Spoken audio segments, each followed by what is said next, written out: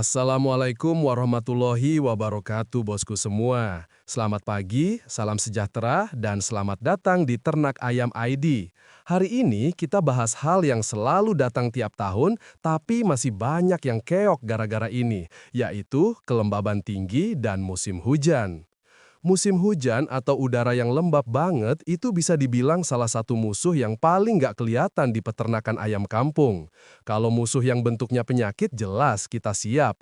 Tapi kalau musuhnya cuma udara basah, kandang lembab, atap netes, liter agak becek, banyak yang nggak sadar kalau itu awal dari semua masalah. Di awal mungkin cuma kelihatan kandang jadi bau, sekam jadi lembek, ayam jadi lebih sering ngumpul, bulu agak kusam. Tapi kalau dibiarkan, lama-lama jadi tempat berkembang biaknya bakteri, parasit, bahkan virus. Biasanya di akhir tahun, kayak sekarang-sekarang ini, curah hujan mulai naik. Kadang bukan hujan derasnya yang masalah, tapi lamanya udara basah. Hujan malam, siang teduh tapi lembab, sore gerimis lagi. Nah, pola cuaca begitu bikin suhu kandang turun pelan-pelan dan kelembaban naik pelan-pelan. Buat manusia mungkin biasa aja, tapi buat ayam itu bikin tubuhnya kerja lebih berat. Ayam harus jaga suhu tubuh, tapi udara dingin. Harus nafas normal, tapi udara lembab. Harus makan banyak, tapi pencernaan ikut melambat karena dingin. Kombinasi inilah yang bikin imunitas ayam turun. Kalau imun turun, pintu penyakit kebuka. Bakteri yang asalnya ada sedikit di kandang jadi bebas berkembang. Patogen yang biasanya nggak terlalu ngaruh, jadi ngaruh banget. Bahkan, penyakit-penyakit langganan musim hujan kayak berak kapur, berak darah, koksidiosis, snot atau CRD, diare karena pencernaan dingin, itu jadi lebih gampang muncul. Pertanyaannya, sampai sejauh mana peternak bisa survive di musim hujan? Apakah kita cuma pasrah, nunggu ayam sakit baru beli obat? Atau kita bisa bikin ayam kita kuat duluan, jadi hujan atau nggak hujan, ayam tetap anteng. Dan satu lagi bosku, musim hujan itu sering bikin kandang ketahuan aslinya. Maksudnya gini, kalau musim panas, kandang agak kotor dikit nggak ketara. Tapi kalau musim hujan, kandang yang lantainya nggak kering, ventilasinya jelek, atap bocor, semua kelemahannya kelihatan. Ayam jadi murung padahal pakan cukup. Ada yang suka nanya, "Bang, kok ayam saya murung ya padahal pakan sama?" Ya karena faktor utamanya bukan pakan, tapi lingkungan. Makanya, sebelum kita bicara jamu, herbal, atau fermentasi, kita sadari dulu, musim hujan itu bukan sekedar cuaca, tapi fase ujian kandang. Siapa yang kandangnya kering, sistemnya rapi, dan ayamnya imunnya bagus, dia akan lewat musim hujan dengan santai. Tapi yang kandangnya becek, ventilasi minim, dan ayamnya nggak pernah dikasih penguat tubuh, ya siap-siap musim hujan jadi musim kehilangan. Di video atau narasi ini, kita nggak akan cuma ngeluh soal hujan.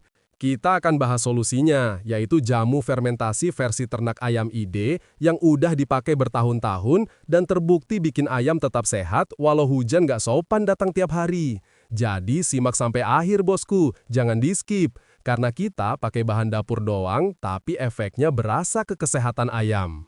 Kenapa musim hujan bikin ayam gampang sakit?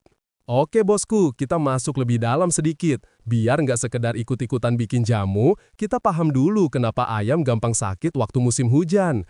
Karena kalau paham penyebabnya, nanti pakai jamunya pun pas, nggak asal cemplung.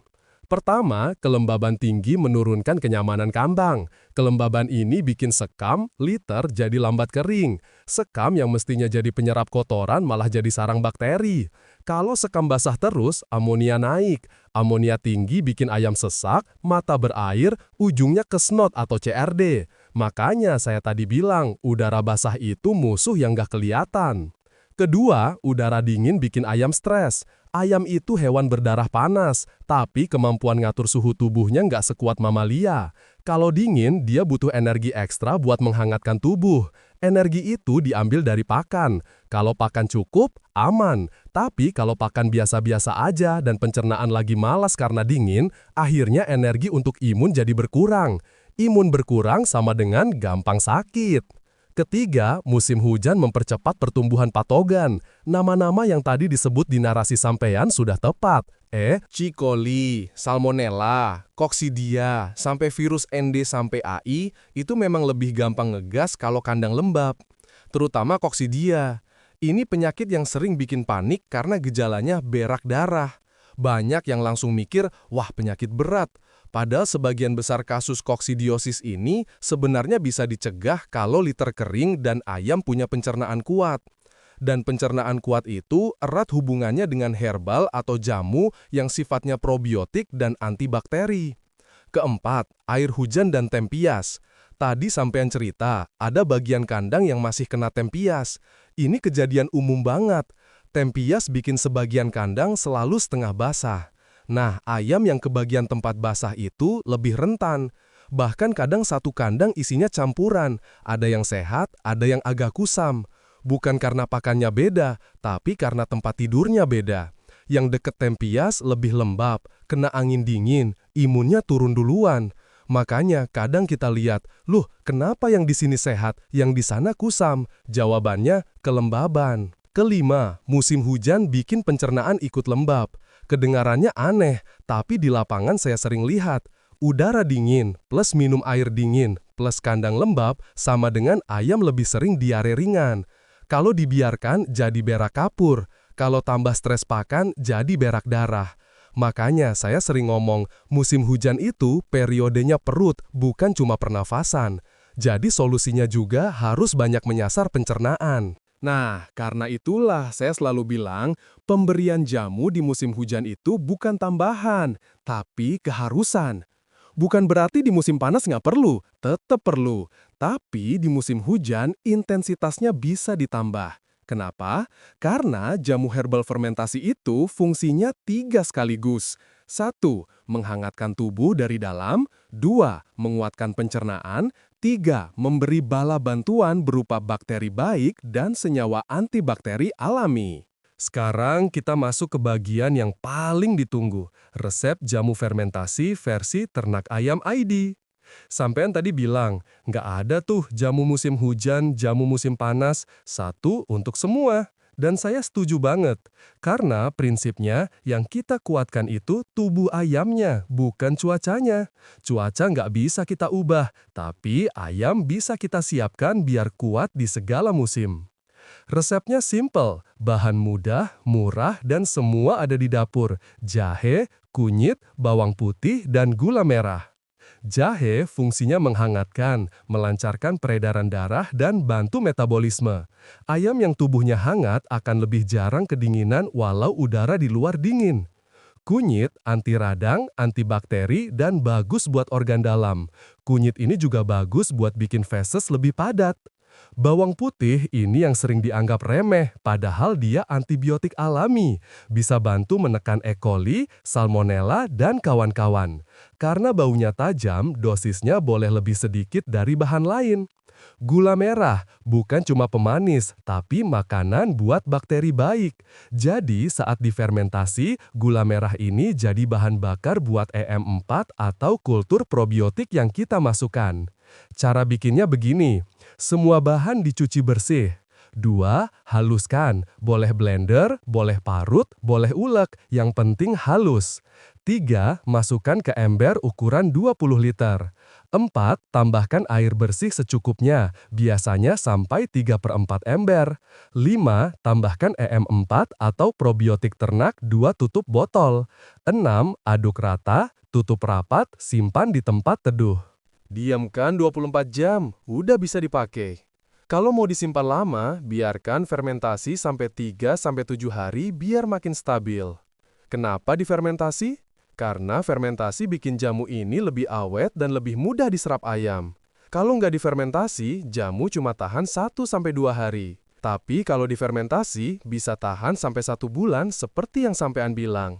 Ini penting banget buat peternak yang ayamnya banyak, supaya nggak bikin jamu tiap hari. Dosisnya gimana? Untuk 100 ekor ayam, 50 ml jamu dicampur ke pakan basah atau air minum.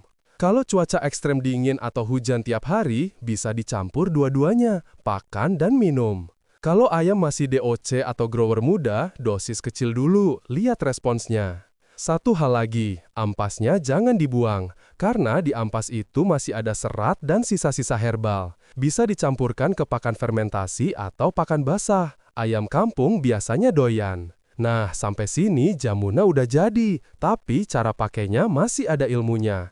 Itu kita bahas di bagian selanjutnya. Cara pakai, contoh kasus di kandang dan penyesuaian dosis. Oke bosku, jamu udah jadi. Sekarang gimana pakainya biar efektif? Pertama, lihat dulu kondisi cuaca dan kandang. Kalau hujan cuma sesekali dan kandang kering, cukup berikan jamu 1 kali sehari atau 1 kali 2 hari. Tapi kalau model cuacanya kayak yang sampean ceritakan, dari pagi hujan, siang gerimis, sore hujan lagi, kandang ada bagian yang kena tempias, maka jamunya boleh lebih sering.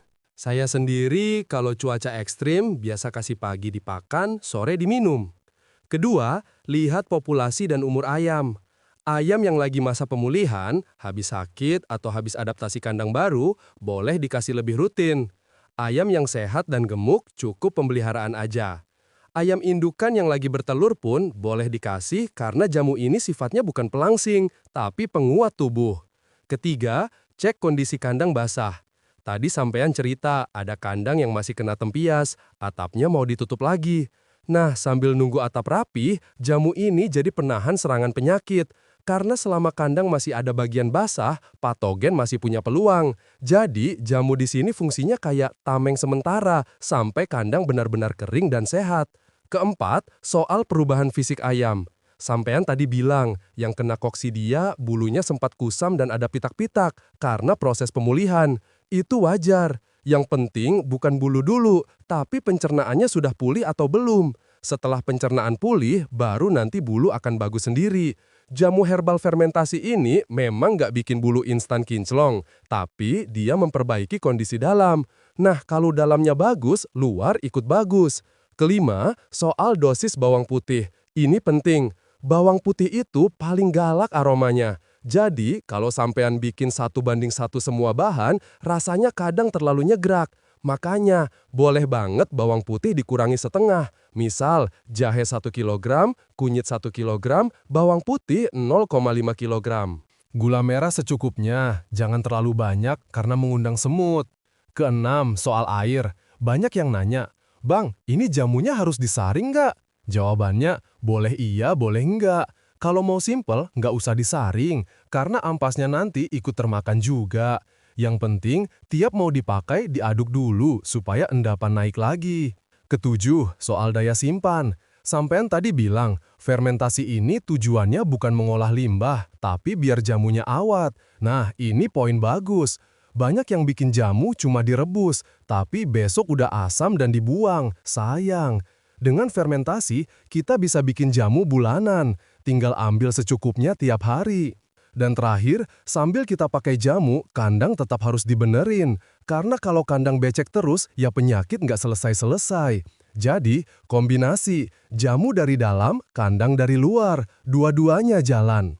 Nah, bosku, kita sampai di bagian terakhir. Ini bagian yang menurut saya paling penting, karena menyangkut mindset peternak. Banyak orang fokus ke obat apa, ramuan apa, vitamin apa, tapi lupa ke pertanyaan paling penting, bagaimana caranya saya bikin ayam saya kuat sebelum sakit? Jamu fermentasi ini jawabannya. Kalau sampean pakai jamu 4 bahan ini secara rutin, 1. Ayam lebih tahan penyakit, bukan berarti nggak pernah sakit, tapi kalaupun kena, gejalanya ringan dan cepat pulih. 2. Nafsu makan lebih bagus. Ayam yang sehat pencernaannya akan minta makan, ini tanda bagus. 3. Kotoran lebih kering dan gak bau. Ini tanda pencernaan sehat dan kandang lebih nyaman. 4. Bulu gak kusam. Memang perlu waktu, apalagi ayam yang habis sakit, tapi perlahan bulu akan halus lagi. 5. Biaya obat kimia berkurang. Ini penting buat peternak skala rumahan sampai menengah. Dan yang paling saya suka dari model jamu begini, bisa dibuat semua orang. Nggak perlu beli produk mahal, nggak perlu alat khusus. Cukup blender, ember, dan niat. Artinya, peternak kecil pun bisa punya sistem kesehatan kandang yang keren. Jadi, kalau sekarang sampean lagi masuk musim hujan dan ayam mulai murung, jangan panik. Cek kandangnya, kering atau basah. Cek minumnya, bersih atau kotor. Cek pakannya, ada jamunya atau belum. Kalau tiga-tiganya sudah dibenerin, insya Allah kandang akan ikut membaik. Terakhir bosku, jangan minder kalau sekarang kandang sampean masih sederhana, atapnya masih bocor dikit, populasi masih 30-50 ekor. Semua peternak besar itu berawal dari kandang yang ya mirip-mirip kayak yang sampean ceritakan. Ada yang kena tempias, ada yang bulunya kusam, ada yang lagi pemulihan. Bedanya cuma satu, mereka nggak menyerah dan terus memperbaiki sistem. Ternak itu bukan soal gaya, tapi soal konsistensi. Bikin jamu itu bukan sekali dua kali, tapi bikin, pakai, habis, bikin lagi. Musim hujan datang lagi, ulangi. Ada yang bully bilang jamu basi, biarin. Yang penting ayam sampean sehat, panen jalan, dan sampean ngerti kenapa sampean ngelakuin itu. Jika video ini bermanfaat, dukung terus channel ini dengan cara klik tombol like, subscribe, dan aktifkan tanda lonceng agar bosku tidak ketinggalan trik-trik selanjutnya. Wassalamualaikum warahmatullahi wabarakatuh. Salam sukses untuk para peternak Nusantara.